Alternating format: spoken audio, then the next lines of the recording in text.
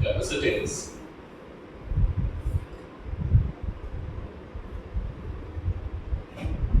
of capacitor with dielectric.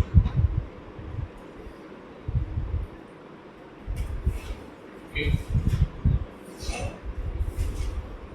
हमने क्या किया, स्टार्टिंग में हमारा काम ही वही था, how to store more charges inside the capacitor. Okay. So we have taken a plate. Okay.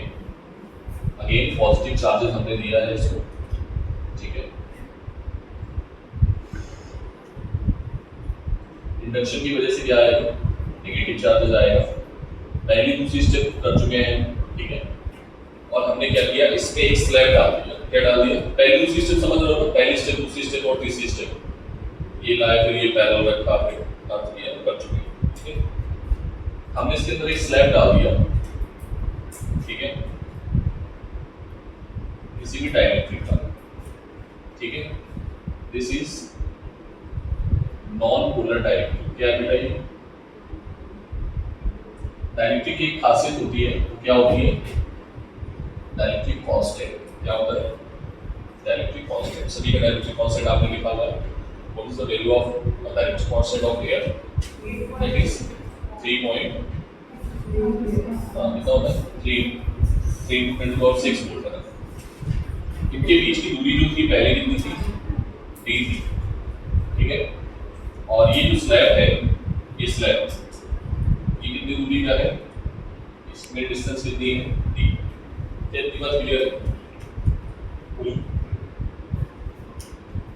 ठीक. प्लेट का एरिया ऑफ प्लेट मान लेते हैं कैपिटल ए, ठीक है. This is also important for your HSC exam. Okay, तो external electric field बेटा किधर से किधर था, मैं बना देता हूं एक्सटर्नल इलेक्ट्रिक फील्ड, ठीक है. ये एक्सटर्नल इलेक्ट्रिक फील्ड है, इसका नाम हमने दिया है E नॉट. E नॉट क्या है, एक्सटर्नल इलेक्ट्रिक फील्ड, जो कि हम बाहर से चार्जर दिए इंडक्शन की वजह से आया है. कल आपने लिखा भी था, this is external electric field. Is it clear? इसके बाद जैसे ही आपने स्लैब डाला, तो स्लैब क्या होगा, डाइलेक्ट्रिक इंड्यूस होगा. इंड्यूस होने के बाद जिधर पॉजिटिव चार्जेस है तो क्या आ जाएगा, नेगेटिव, ठीक है. और जिधर नेगेटिव है उधर क्या आ जाएगा, आना बोलो. इसकी खुद की एक इलेक्ट्रिक फील्ड बनेगी जो कि अपोजिट होगी और इनसाइड का, ठीक है. इसका नाम हमने दिया है EP, that is what, polarised electric field या इंड्यूस्ड इलेक्ट्रिक फील्ड, ठीक है.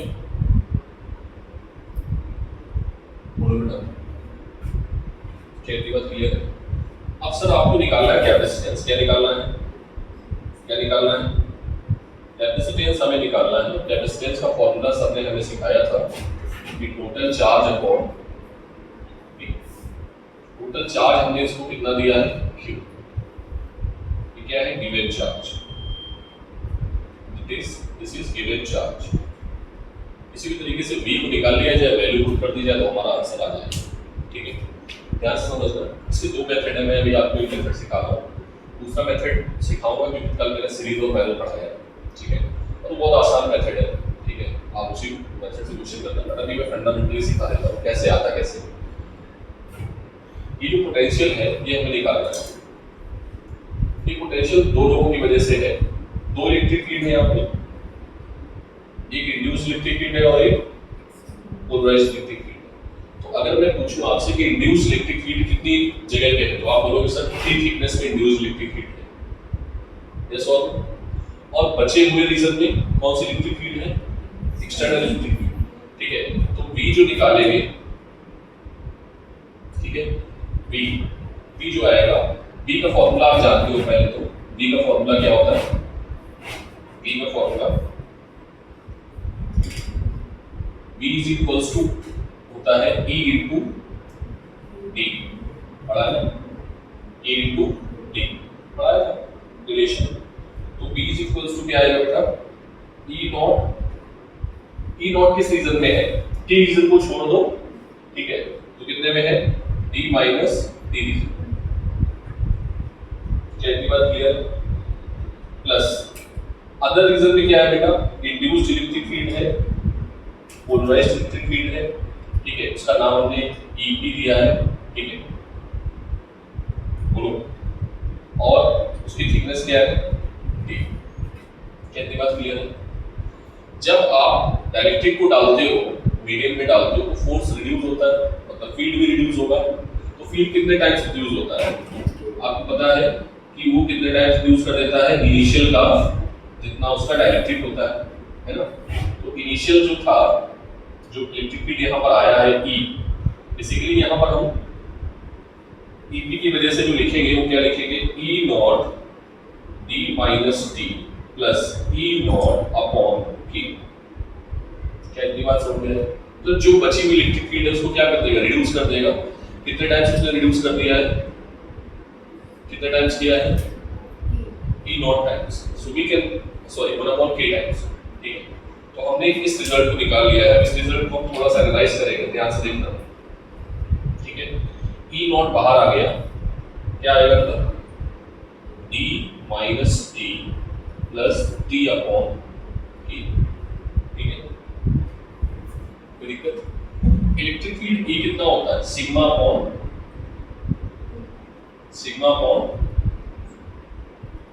Electric field E sigma upon epsilon not D minus T plus T by K।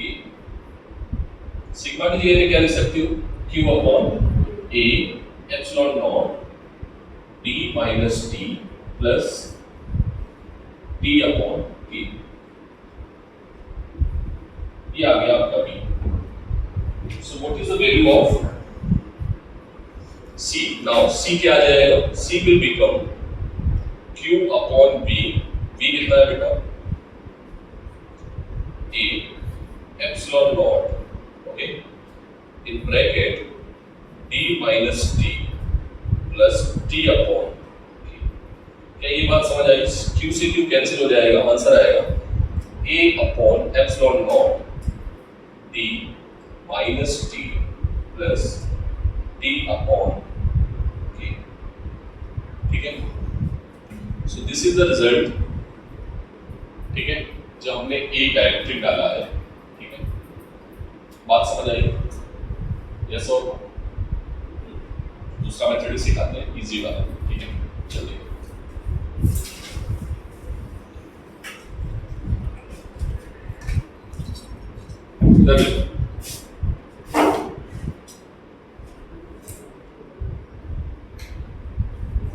बेटा देखो, पहले नोट पॉइंट बाद में मान लो इसमें अभी कितने स्लैब है, अभी हमारे पास एक ही स्लैब था, ठीक है।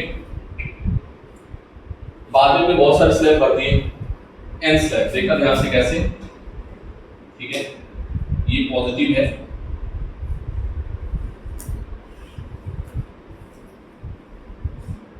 और ये निगेटिव है, ठीक है, समझ आया? और इसमें हमने कितने स्लैब भर दिए, इन दोनों के बीच की डिस्टेंस क्या थी, d, ठीक है। हमने क्या किए कि इसमें बहुत सारे स्लैब डाल दिए, जिनका डाइलेक्ट्रिक क्या है, K1,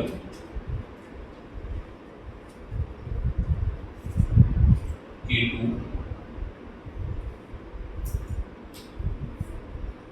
K3 एंड कितने डाइलेक्ट्रिक है, N, कितने हैं, N, ठीक है। When N dielectric of different dielectric constant inserted, then capacity क्या है, C is equals to A epsilon not, ठीक है।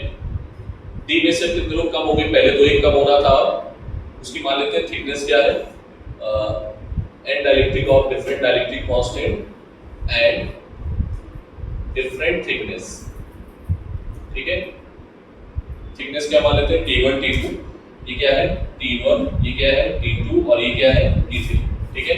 तो क्या आएगा D minus T1 T2 T3 है ना, एंड सो ऑन, कहां तक, Tn तक। छोटा छोटा लिख रहा हूं, थोड़ा ध्यान से देखिएगा, ठीक है।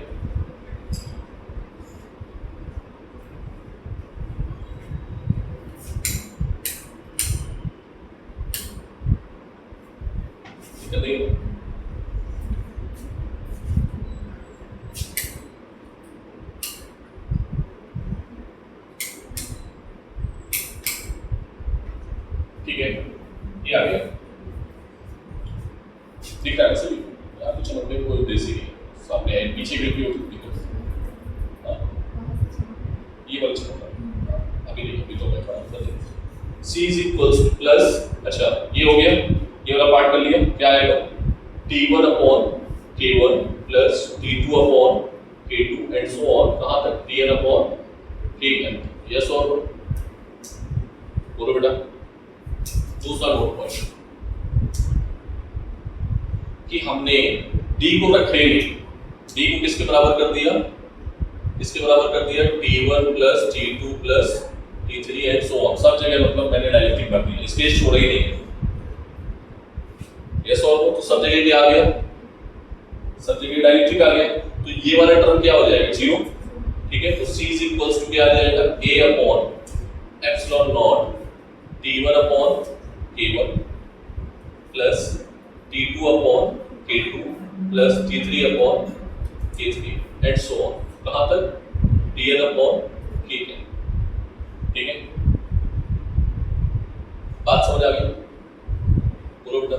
ये आ गया C इक्विवेलेंट, क्या आ गया ये C, तो ये एक मेथड है, एक शॉर्टेस्ट मेथड है। पहले तो यहाँ से रिजल्ट निकाल देते हैं। मान लो पूरे में तुमने डायलेक्ट्रिक भरा है, ठीक है, पूरे में क्या भरा है, पूरे में डायलेक्ट्रिक भरा है, मतलब D की वैल्यू आपने किसके इक्वल कर दी है, T के इक्वल कर दी है, और एक ही डायलेक्ट्रिक है, उसका डायलेक्ट्रिक कांस्टेंट क्या है K, ठीक है, डायलेक्ट्रिक कांस्टेंट क्या है K, ठीक है। तो क्या आएगा, ध्यान से देखना result, C equivalent A epsilon not upon, ठीक है, D की वैल्यू किसके इक्वल होगी, T के इक्वल, तो ये वाला टर्म चला गया, तो क्या आ जाएगा T अपॉन K, ठीक। तो बेसिकली इसको हम ऐसे लिखते हैं, क्या लिखते हैं, K A epsilon not by D, चलेगा, D समझ में आया, बाई D T के बराबर है, ठीक है।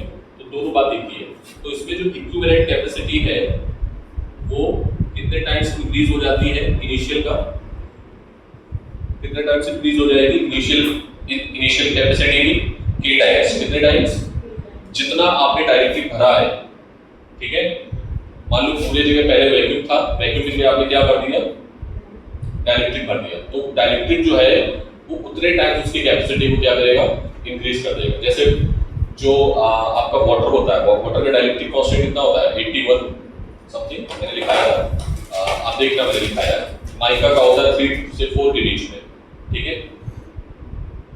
यहाँ भी लिखा है, मैंने लिखा था सीधे जहां पर आपको मैंने चार्जेस पढ़ाया था, ठीक है, वहाँ एक टेबल बनवाई थी, ठीक है, वहां पे दिखाया था मैंने। तो डायरेक्टिव कितने टाइम्स बढ़ जाएगा, या यहाँ पर भी होगा लिस्ट में, देखो एक साइड में एक लिस्ट है छोटी सी 3 to 4, एक है डायलेक्ट्रिक स्ट्रेंथ और एक है डायलेक्ट्रिक कांस्टेंट, शायद दो होंगे इसमें, देखना है ना। तो उसकी वैल्यू आप वैसे जनरली वैल्यू गिवन होती है, आपको याद करने की कोई आवश्यकता नहीं, ठीक है। तो ये फॉर्मूला नीट में बहुत बार पूछा गया है, ठीक है, डायरेक्ट, ठीक। एक नीट में एग्जाम में और क्वेश्चन आया, क्योंकि आपके पास समय नहीं होता है, ठीक है, तो मैं अभी क्वेश्चन सॉल्व कर देता हूं। यहाँ पे बहुत पॉपुलर क्वेश्चन है, 3 बार आया है, 2001, 2012, 2021, पहले एम्स में आया, फिर AIMD में आया, फिर नीट में आया। क्वेश्चन था U is equals to 1 by epsilon naught E square, ठीक है, E naught square. What is the dimension of U? आपको 10 सेकंड में आंसर देना है, 10 सेकंड। 10 सेकंड का ही क्वेश्चन है जिन बच्चों को आता है, टाइम नहीं लेना है। बच्चे करते क्या है, तुम्हारे जैसे लोग टैलेंटेड लोग पहले एप्सिलॉन नॉट की डायमेंशन निकालेंगे कहीं किसी फॉर्मूले से, पता नहीं कैसे निकालते हो, कैसे सीखे, आई डोंट नो। फिर ई नॉट की डायमेंशन निकालते हो कहीं किसी से। अरे भाई इधर तो देखो, डायमेंशन रूल बताता है, होमोजेनिटी प्रिंसिपल क्या बताता है कि इसकी डायमेंशन के बराबर होगी, तो इसको भूल जाओ और टफ है निकालने के लिए, ठीक है। हम किसकी डायमेंशन निकाल लेते हैं, इसकी। ये क्या है, क्या बताया था, एनर्जी डेंसिटी, कल फॉर्मूला बताया था। और ये क्या होता है, U अपॉन V।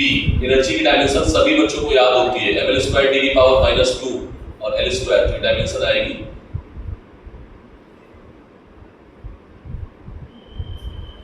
10 सेकंड में बच्चे आंसर देते हैं, ठीक है, 10 सेकंड। तो यही से टाइम बचाना होता है, ठीक है। Are you getting my point? अच्छे बच्चे बनना है। नीट एग्जाम आपके क्विक रिवीजन को, क्विक रिस्पांस को चेक करता है कि कैसा है, ठीक है।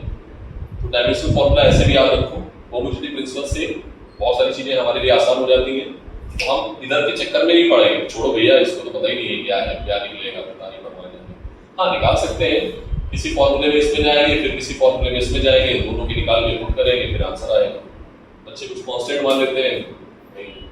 तो आप इस चीज को देखो, ये पूरा याद रखना क्या है, एनर्जी डेंसिटी क्या है, एनर्जी पर यूनिट वॉल्यूम। बच्चे समटाइम्स जो अच्छे बच्चे होते हैं ना, थोड़ा सा इसमें और गलती करते हैं, क्योंकि बार-बार इसको एनर्जी के फॉर्म में रीड करते हैं, तो उसको एनर्जी की डायमेंशन समझ लेते हैं। एनर्जी की डायमेंशन नहीं है, तो ऑप्शन में था, एक ये ऑप्शन में था, तो बच्चे थर्ड से देखते हैं, क्योंकि जल्दी में होते हैं उस टाइम पे, तो दिमाग लगाते नहीं, तो तुरंत मारते हैं। अच्छा ये तो एनर्जी है, सबने पढ़ाया था एनर्जी, बस एनर्जी डेंसिटी पढ़ाया तो हो जाए, है ना। हाँ जल्दी हमारा ऑर्डर मारते हैं पूरा नोट डाउन क्रिएशन कर दिया था, ठीक है। और वो फिर क्वेश्चन टफ बन गया था, ठीक है। तो ऐसे क्वेश्चन जब बनेंगे तो टाइम टेकिंग होते हैं और वही टाइम बचाना होता है। बेटा इसमें देखो थोड़ा सा इसका सॉल्व ट्रिक, फिर लोगों इधर देखो, इधर देखो बेटा, हमने क्या किया, डायरेक्ट्रिक भर दिया है इसके अंदर, ठीक है, और डिफरेंट डायरेक्ट्रिक है, तो सब पोलराइज होंगे। आंसर है सर सभी पोलराइज होंगे, तो क्या आएगा, इसके पास पॉजिटिव है तो इंडक्शन की वजह से यहाँ क्या आएगा, नेगेटिव लो, और ऐसे चलते चलते नेगेटिव पॉजिटिव, तो ये अपने आप में प्लेट्स बना लेगा। क्या बना लेगा, एक प्लेट ये है, ठीक है, दूसरी प्लेट ये है, तीसरी प्लेट ये है, चौथी है, ऐसे। तो आप मुझे ये बताओ, ये प्लेट जो है वो सीरीज में है या पैरेलल में है? हाँ आपका सोच लो, सीरीज में है या पैरेलल में है? अगर हमें यहां से वहां जाना है तो ये सीरीज में मिलेंगी या पैरेलल में मिलेंगी? इसमें मिलेंगी सीरीज में। तो इनकी कैपेसिटी हमने मान ली C1, इसकी मान ली C2, इसकी मान ली C3। अरे हाँ ना बोल दो भाई। और ऐसे करते करते कितनी प्लेट है, n, बोलो। तो सर C क्या होगा, तो C इक्विवेलेंट क्या होता है, C इक्विवेलेंट होता है 1/C1 सीरीज में, 1/C1 plus 1/C2 plus 1/C3 and so on 1/Cn। अरे हाँ बोलो बेटा। तो बेटा C1 की वैल्यू क्या आएगी, डाइलेक्ट्रिक कांस्टेंट क्या भरा है तुमने, क्या भरा है, K1, ठीक है, इस पूरे रीजन में। तो यहां से उठाओ और देखो क्या आएगा, थिकनेस कितनी है T, तो क्या आएगा K, एरिया कितना है, एरिया पूरा है, जितना इसका एरिया है उतना ही इसका एरिया, एरिया तो कम नहीं हुआ है, तो क्या आएगा K A K1 A1 epsilon not और थिकनेस क्या है T1। यस और नो? अरे भाई बोल दो, समझ आया कि नहीं आया, बोलो। Plus 1/K2 A epsilon not T2 and so on 1/Kn A epsilon naught। Is it clear?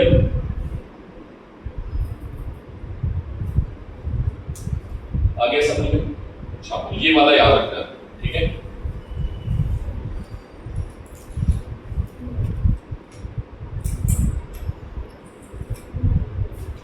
Area change नहीं हुआ यार इतना, ठीक है।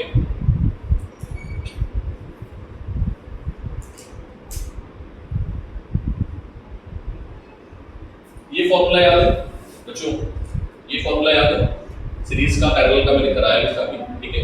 तुम लोग एक याद रखो, तुम्हें कौन सा याद था? रेजिस्टेंस का याद था, सीरीज में जुड़ते थे उसका ऑपोजिट याद था, ठीक है। मैं तो ऐसे ही याद रखता हूँ। तो ये याद है हमें, और हम C1 C2 निकाल चुके हैं। C का फॉर्मूला होता है epsilon not A by D, ठीक है। तो उसकी थिकनेस T है तो D होगी। तो वैसे अब इसको सॉल्व करोगे, जब इसको तुम सॉल्व करोगे तो फाइनली ये आप अचीव करोगे जाके। कहाँ था रिजल्ट? यही था ना, यही आया था ना, हाँ यही। तो ये रिजल्ट आप अचीव करोगे फाइनली जाके, ठीक है।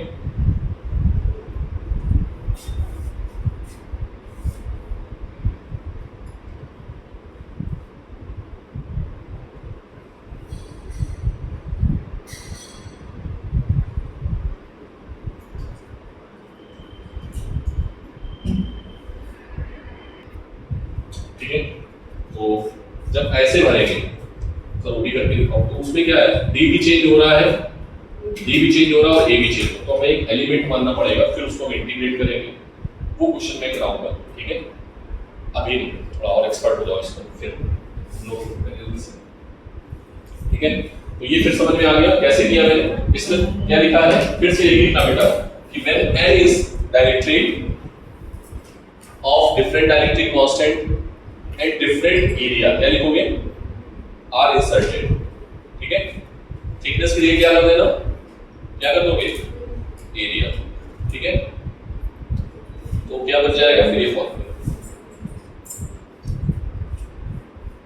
ठीक है। यहां पे भी तुम पुट करोगे, इधर सुनो, यहां पे भी पुट करोगे तब भी आ जाएगा, ठीक है। कोई घबराने की आवश्यकता नहीं है।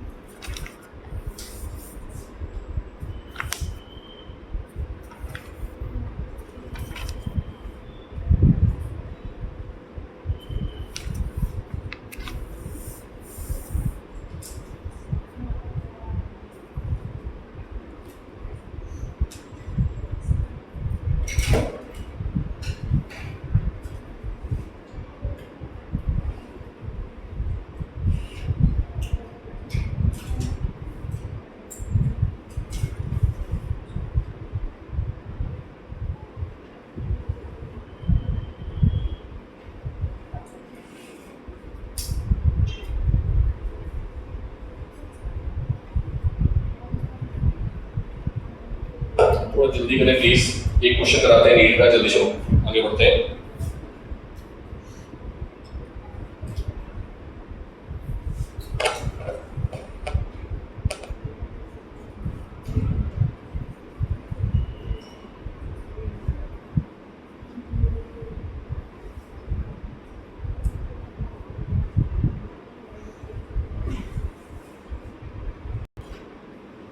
क्या है, K epsilon not A by D, ठीक है।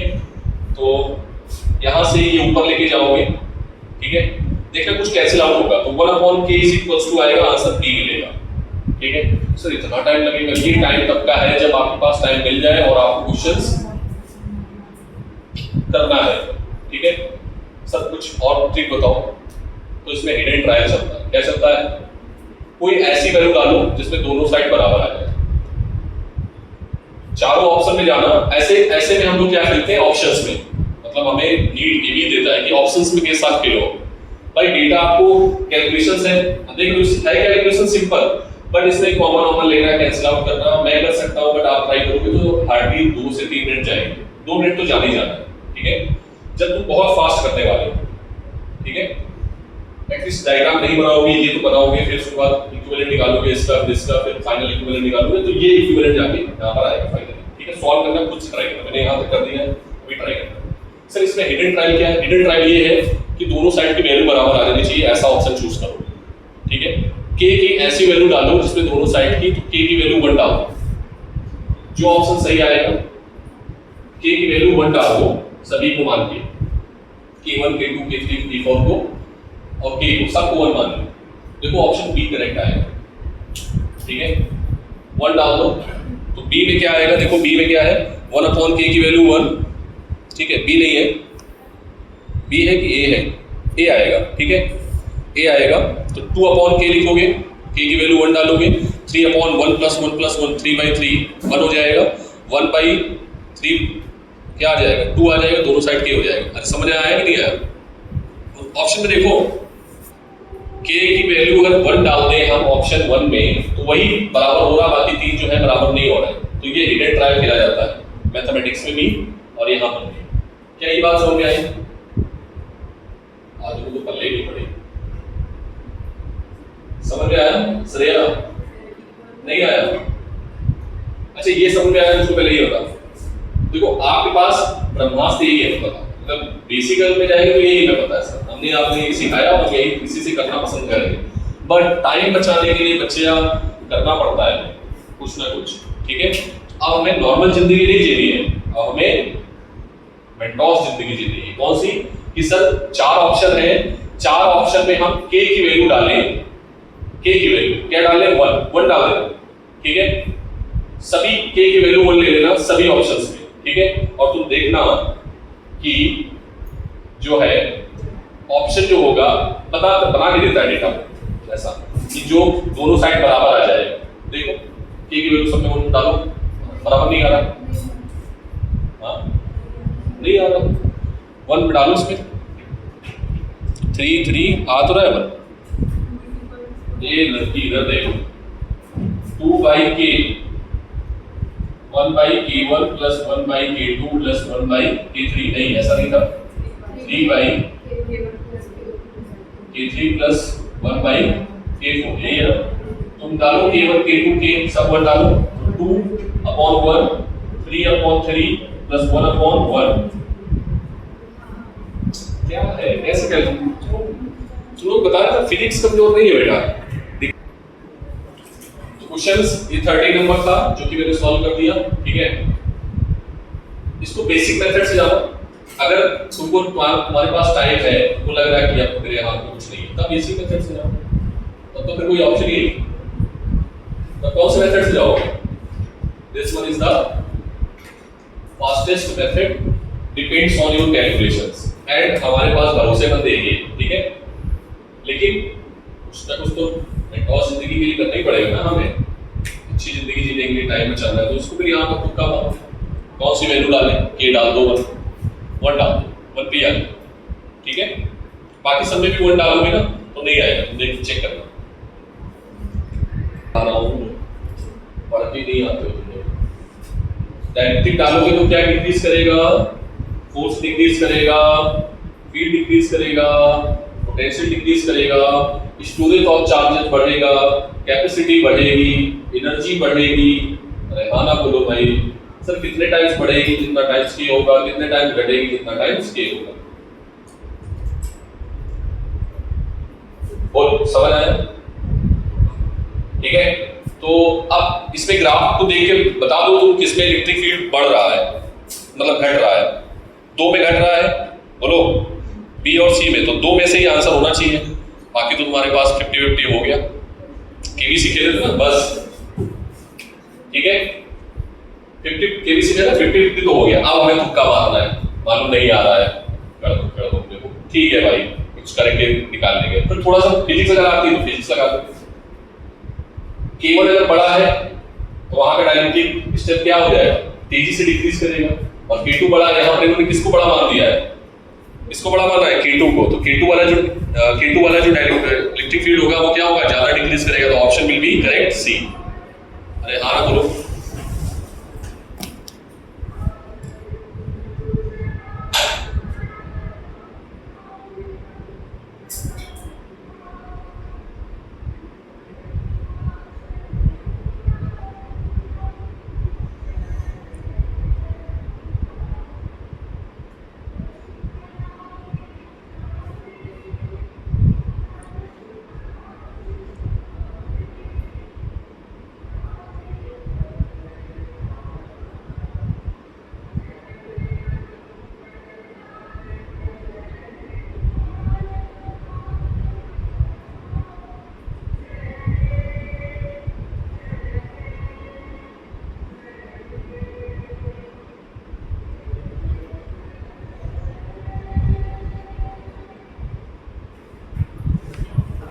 हाँ भाई, तो ऑप्शन इसमें सी करेक्ट होगा, ठीक है। बी करेक्ट होता कब, जब K1 बड़ा होता है ना। तो देखो बस दिमाग का खेल है, बाकी कुछ नहीं, टिक मारते जाओ। तो इस तरीके से क्वेश्चंस आपका 14 हो जाएगा, 15 हो जाएगा, 16 हो जाएगा, 13 मैंने करा दिया है, 14 अभी कोशिश मत करो, 11 लगा लो, 10 हो जाएगा।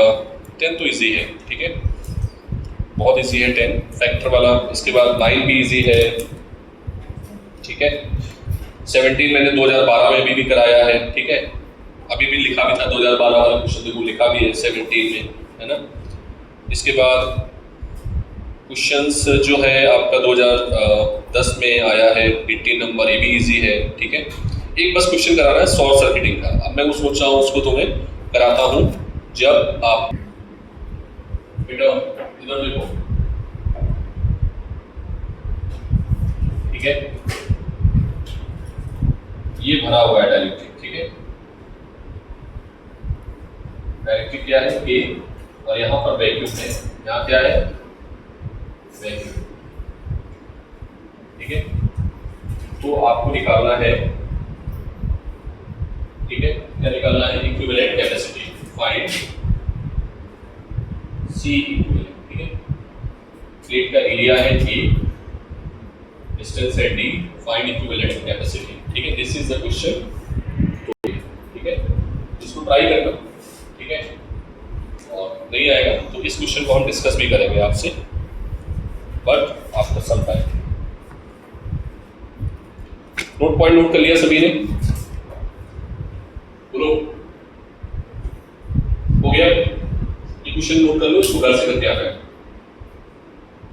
ट्रेन योर ब्रेन, ठीक है, दिमाग रखो, मैं हेल्प करूंगा बस, बाकी आप इसको देखो, अपनी सर्च करो कैसे करना है, इसकी मैथमेटिक्स समझो, नहीं समझ में आ रही तो फिर मुझे बताओ, ठीक है।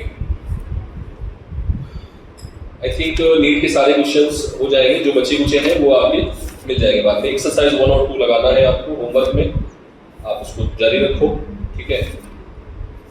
एंड नोट पॉइंट आपने लिख लिया है, मुझे क्वेश्चंस याद आ रहा है, मैं वो बता देता हूँ आपको।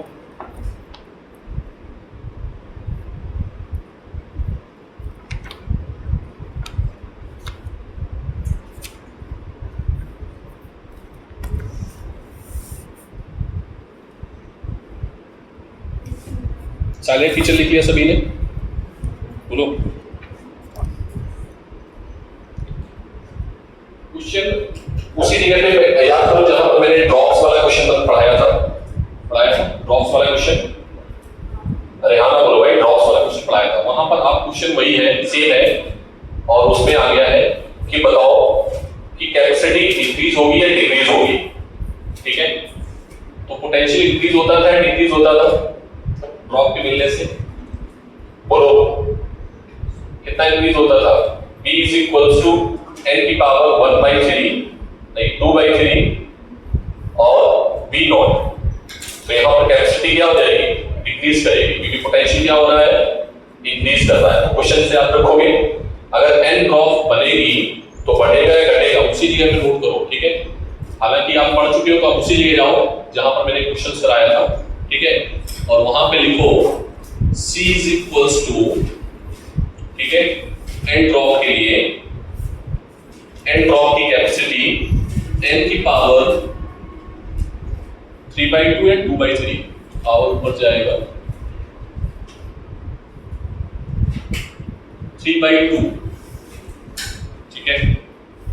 ओके मैं चेक कर लेता हूं, 2/3 आएगा, 3/2,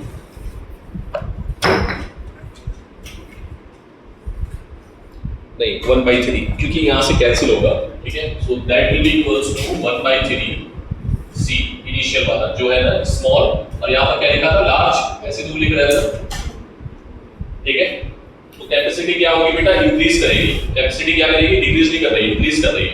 क्यों, किस फैक्टर से इंक्रीज कर रही है, n की पावर क्या है 1/3, ठीक है। जैसे वोल्टेज भी क्या था, वोल्टेज किस पावर से इंक्रीज कर रहा था, n/3 से, नहीं 2/3 से, ठीक है। इलेक्ट्रिक फील्ड 1/3 से, कैपेसिटी 1/3 से, चार्ज डेंसिटी 1/3 से, चार्ज जो है वो n टाइम्स, हो गया। तो 5 क्वेश्चन ये जो है 5 वेरिएबल जो है इसमें से नीट का फेवरेट क्वेश्चन है। 20 से 25 बार मैंने तो देखा है कम से कम, ठीक है। बाकी आप लोग देख लो कितनी बार आया है ना, सॉल्व करोगे तो ये हो गया। अब एक क्वेश्चन और है, ठीक है, क्या है,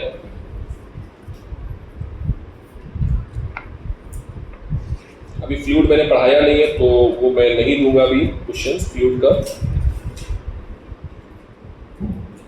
प्लेट्स का भी क्वेश्चन नहीं देंगे अभी। प्लेट्स का क्वेश्चन तो कर सकते हो तुम लोग।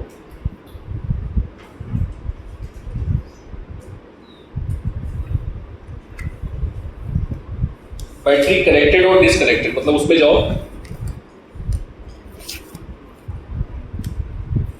जो पॉइंट था, देखो बैटरी अगर कनेक्टेड है, ठीक है, बैटरी क्या है, कनेक्टेड है और डिसकनेक्ट हो गई है, तो समझ पा रहे हो इस चीज को, समझ पाया नहीं समझ पाया, समझ नहीं पाया सब। देखो ये हमारे पास क्या है, कैपेसिटर है, ये क्या है, कैपेसिटर है, ठीक है। हमने क्या किया, इसमें एक बैटरी को कनेक्ट कर दिया, क्वेश्चन समझ लेगा पहले, ठीक, बैटरी को डाल दिया और बैटरी को डिस्कनेक्ट कर दिया। क्या कर दिया, बैटरी को डिस्कनेक्ट कर दिया, ठीक। फुल्ली चार्ज करने के बाद हमने डिस्कनेक्ट कर दिया, तो क्या होगा, कैपेसिटी बढ़ेगी, पोटेंशियल घटेगा, चार्ज जितना था उतना ही रहेगा। चार्ज क्या रहेगा भाई, उसको चार्ज ज्यादा देने वाला कोई है ही नहीं, चार्ज बढ़ सकता है बट देने वाला कोई नहीं है। चार्ज कांस्टेंट है तो क्या क्या कांस्टेंट होगा, चार्ज कांस्टेंट है तो C बढ़ेगा, E घटेगा, B घटेगा और U भी घट जाएगा। यस और नो, क्या कांस्टेंट रहेगा, ओनली चार्ज, ठीक है। अगर आपने इसको कनेक्ट करके रखा, ठीक है, तो चार्ज क्या हो जाएगा, बढ़ जाएगा, चार्ज बढ़ेगा तो कैपेसिटी उसकी बढ़ गई थी तो चार्ज बढ़ेगा। चार्ज बढ़ने के साथ ये क्या चीज को कांस्टेंट रखेगा, आपका पोटेंशियल और फील्ड। पोटेंशियल और फील्ड क्या कर देगा, कांस्टेंट कर देगा, और क्या चीज बढ़ा देगा, एनर्जी बढ़ा देगा, चार्ज बढ़ा देगा और क्या बढ़ा देगा, C बढ़ा देगा। कितने टाइम्स, K टाइम्स, ठीक है। अब मेरा क्वेश्चन जो है वो ध्यान से समझो, एनर्जी किस केस में बढ़ रही है और किस केस में घट रही है, पहले तो ये बताना है।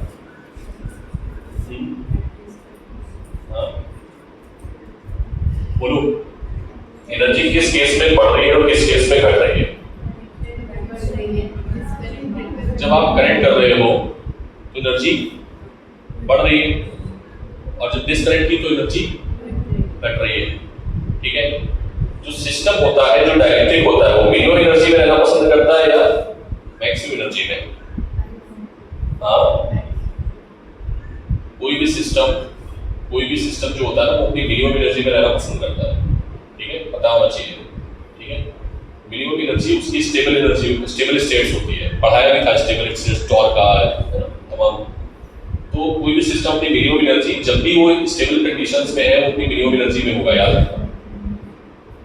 यस और जब भी आप स्टेबल हो, इट मींस आप इसमें हो, minimum energy, you are not in. जब तक आप रिस्क नहीं लोगे ना, रिस्क समझते हो ना, लाइफ में हम लोग यही बोलते हैं भाई अनस्टेबल हो, पहले अनस्टेबल मतलब रिस्क लो। जब रिस्क लोगे तब डिपेंड करेगा, रिस्क के बाद चीजें अलग होंगी। जब आप मैक्सिमम सिचुएशंस पे होते हो तो दोनों साइड आपकी स्टेबिलिटी होती है, और जब तक मैक्सिमम रिस्क होते हो तो दोनों साइड स्टेबिलिटी होती है, या तो इधर जाओ या तो इधर जाओ, ठीक है। एनीवे, मैं बात कर रहा हूँ इसमें कि ये जब आपने इसको डिस्कनेक्ट किया तो इसकी एनर्जी कम हुई, और जैसे आपने कनेक्ट किया तो एनर्जी क्या हुई, बढ़ गई, ठीक। अब थोड़ा ध्यान समझना, जब आप इसको कनेक्ट कर रहे होगे, मान लो आपने डिस्कनेक्ट किया, पहले डिस्कनेक्ट करके रखा है तो एनर्जी क्या है, घट गई है, आधा स्लैब था। अब क्वेश्चन समझना मेरा, थोड़ा सा थिंकिंग लेवल का। आधा स्लैब मैंने इंसर्ट किया था और फिर मैंने इसको कनेक्ट कर दिया, स्लैब ऊपर जाएगा नीचे जाएगा,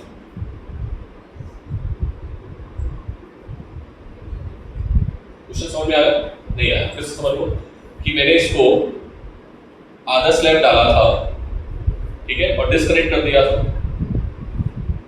ठीक है, और फिर मैंने इसको क्या किया, इसको कनेक्ट कर दिया, फिर मैंने स्लैब डाला, तो बताओ क्या होगा? स्लैब नीचे जाएगा या ऊपर जाएगा? बोलो, स्लैब एनर्जी बढ़ेगी या घटेगी जब आप कनेक्ट करोगे? बढ़ेगी। तो ये क्या करेगा? जैसा नो, किधर जाएगा? ये ऊपर। और फिर बार बार आप ऐसे करते रहो, मान लो स्टेपल प्लग लगा दो यहाँ, तो क्या होगा? स्लैब, ठीक है, क्या करेगा? Oscillations, simple harmonic. तो ये मोशन कैसी हो जाएगी इसकी? Simple harmonic. याद रखना कैसी होगी मोशन? क्यों हो रही है? Because of energy changes, energy के चेंजेस की वजह से, एनर्जी का डिक्रीज होना और इंक्रीज होना इनसाइड द कैपेसिटर। ये क्वेश्चन एक बार पूछा गया था बहुत पहले, किसी भी एग्जाम में पूछा गया था, बहुत सारे एग्जाम्स होते हैं, उससे पूछा गया था, ठीक है, कि ये जो मोशन होगी वो कैसी होगी। फिर उसमें कुछ चीजें दे दी थी, डेटा दे दिया था, फिर पूछा था टाइम पीरियड क्या होगा। ये क्वेश्चन रीड का नहीं है, पहले बता दो, ठीक है। तो अच्छे लेवल क्वेश्चन है जिसको याद है, ठीक है। खत्म हो गया यहाँ से, इस चैप्टर को हम खत्म मानेंगे। अभी कुछ चीजें हैं जो बची हुई है, उसको हम डिस्कस करेंगे आफ्टर कंप्लीटिंग व्हाट